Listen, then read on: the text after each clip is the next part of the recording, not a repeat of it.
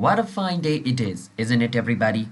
To watch a tutorial video And in today's tutorial video, I will be showing you guys how you guys can sign up for NatWest.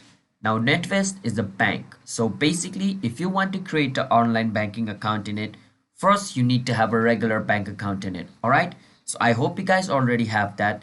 Now let's move on how you guys can create an online banking account. And if you guys are new to our channel, then don't forget to hit the like and subscribe to our channel app tutorial. Let's move forward. First step, search for NatWest login and click on the first link over here. It's going to take you over here. Click on versus login.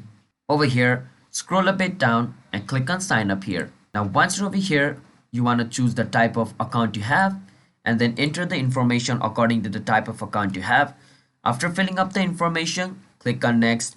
It's gonna ask you for some more info. After providing all the info, you should be able to sign up into NatWest online banking account. So that's how it works.